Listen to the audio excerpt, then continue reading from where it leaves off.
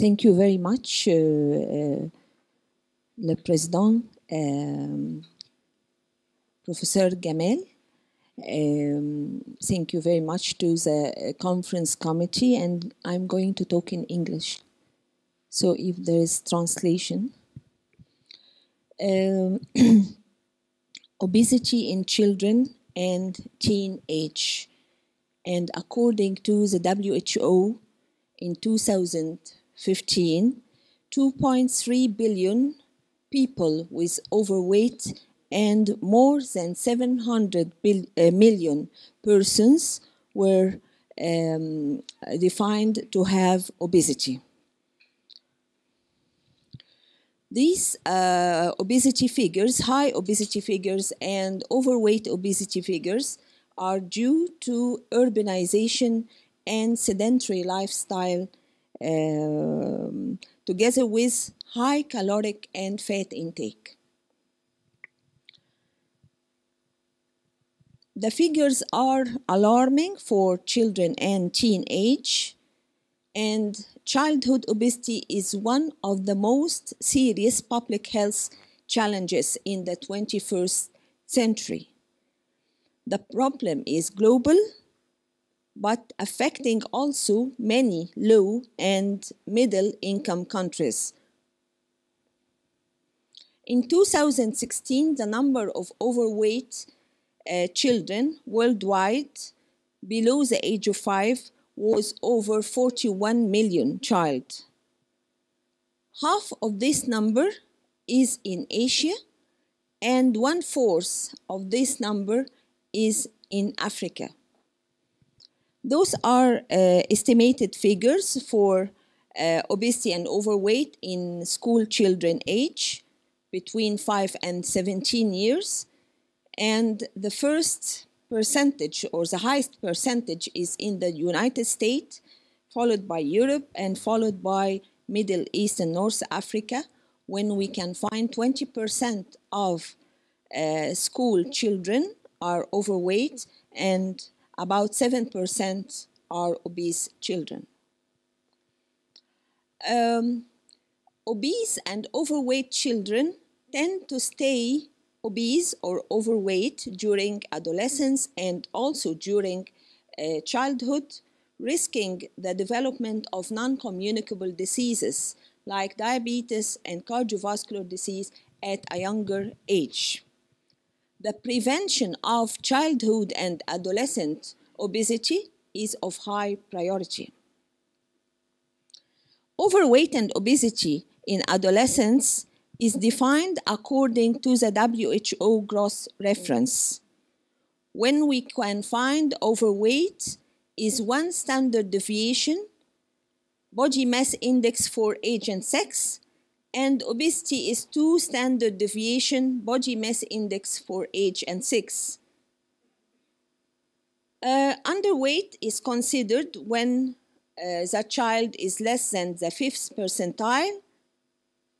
Normal or healthy weight between the 5th and 85th percentile. Overweight is 85th percentile to 95th percentile, and obesity above the 95th percentile. And these are some examples when we can find a child, 10 years old boy with body mass index of 23. These are the percentile for age 2 to 20 years. You can find a 10 years old boy with a body mass index of 23. He would be in obese category because he's above the 95th percentile for his age and weight. For a child, 15 years old boy, body mass index 23 again, he would be in the healthy weight category because his percentile is between 5th and 85th. Another example is a 10 years old boy with body mass index of 13. He would be in the underweight category with a percentile less than the 5th percentile. What are the problems to occur in obese children? And we began with psychological problems. These children or adolescents can suffer emotional or psychological problems. They can suffer also from discrimination from family or community, and they usually have low self-esteem and depression. Physical complications in obese children include diabetes, hypertension, heart disease, sleep problems, cancer, liver disease, early puberty or menarche, eating disorders such as anorexia and bulimia, skin infections, bronchial asthma, and other respiratory problems, gallstones, sleep apnea, and increased intracranial tension. These are many morbid complications of childhood and adolescent obesity. But what are the causes of childhood and adolescent obesity? The environment is becoming an obesogenic environment. Usually, the parents are obese, and also altered dietary intake, including the nutritional content of high calorie and the portion size.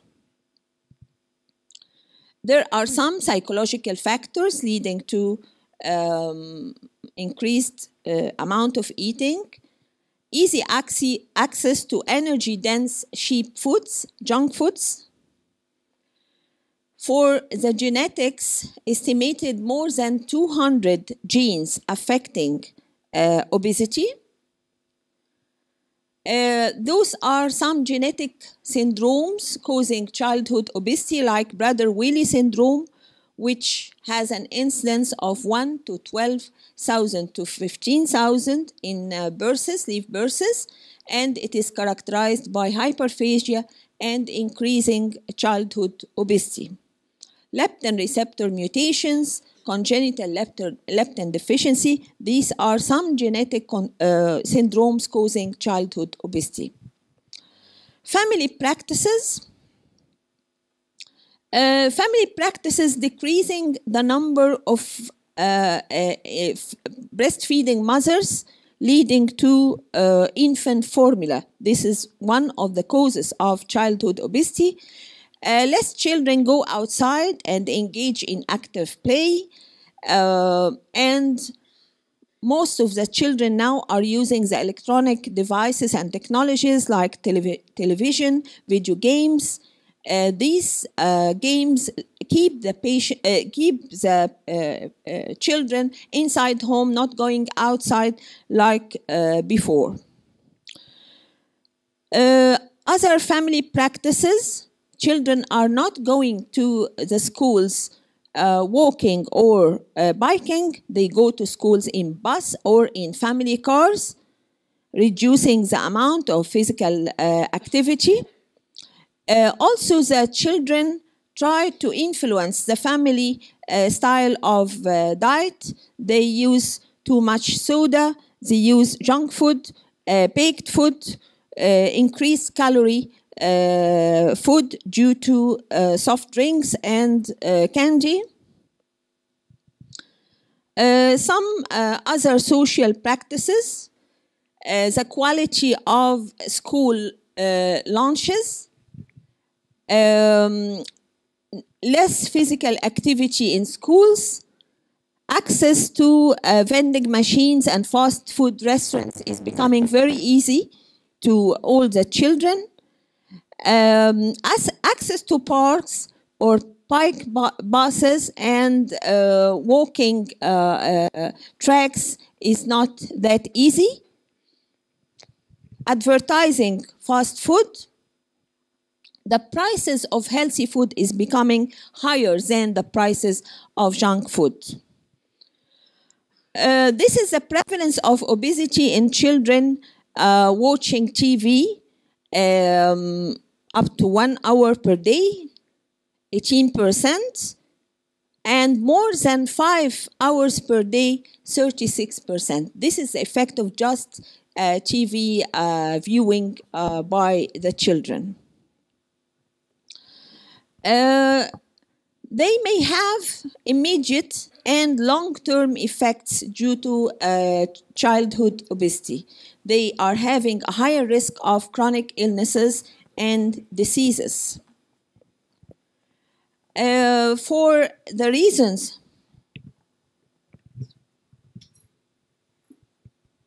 for children and adolescents to become obese, there is a global shift towards increase of energy dense diet. It is becoming global since 1970s.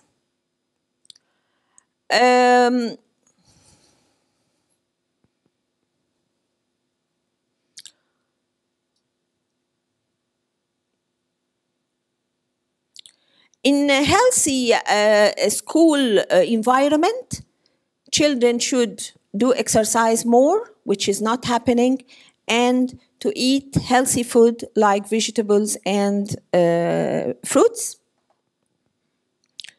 And now we come to a very important topic, the relation of childhood obesity with type 2 diabetes in children and adolescents. Type 2 diabetes in children and adolescents is the most important consequence of childhood and adolescent obesity. According to the Center for Disease Control, 1 in each 3 children born after 2000 will become diabetic, type 2 diabetes in the future. This is very serious. Before 1990s, only 5% of children and adolescents were classified as type 2. Now, type 2 diabetes in children and adolescents is becoming up to 30 to 50% of new cases of diabetes in the youth. It is considered the first consequence of epidemic of obesity. Is it an epidemic really? Yes.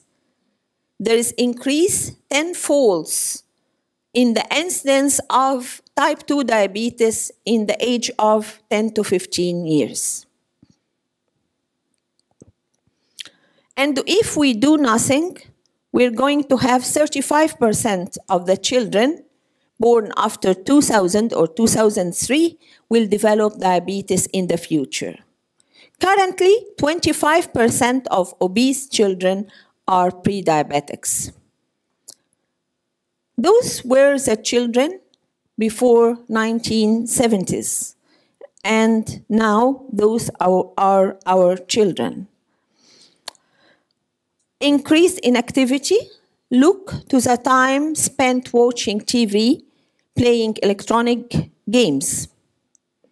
For type 2 diabetes, in childhood persons or children, we have also prediabetes and insulin resistance, which is increased during puberty. Obesity with higher blood pressure, dyslipidemia,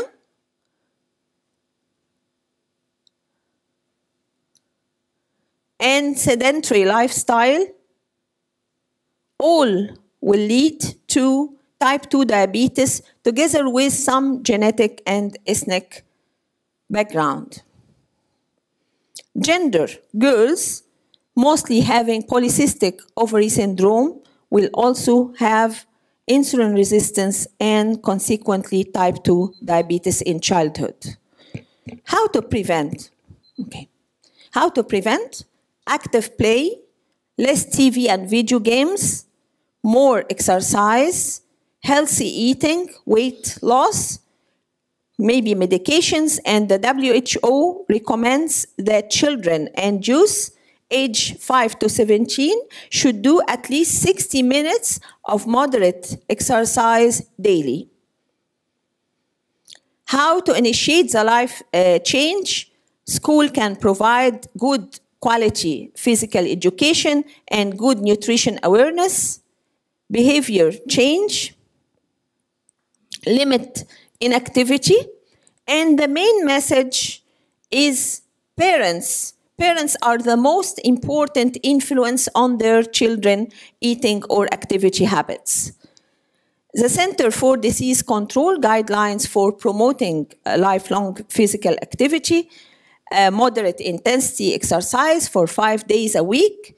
Those are the minutes for walking, running, biking, and basketball playing. And now let me end with some Egyptian food tips. We have Egyptian food having high calorie content, but we could change a little bit,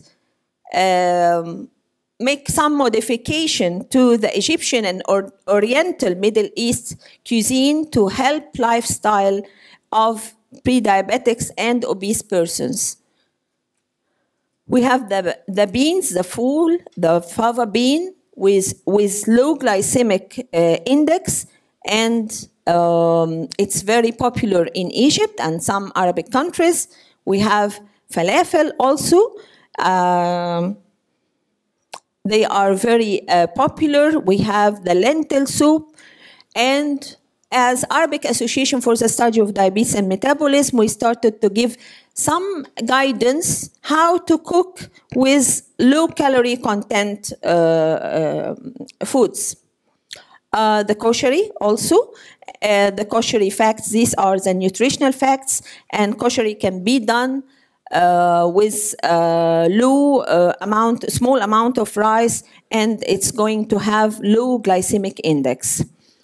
And those were some recipes for diabetes and pre-diabetes done by the Arabic Association for the Study of Diabetes and Metabolism to give our persons, our patients, our pre-diabetic patients, our obese persons, how they can modify food to be palatable, nice food with low calorie and low fat content. And this is a flyer given to our pre-diabetic, diabetic or obese persons. And the main message is change takes time. Begin by taking few small steps. This is my acknowledgement to my colleagues, Professor Omar Saadani, Dr. Pakinam Khairuddin, for helping me to make these lifestyle changes educational program to our patients. Thank you very much.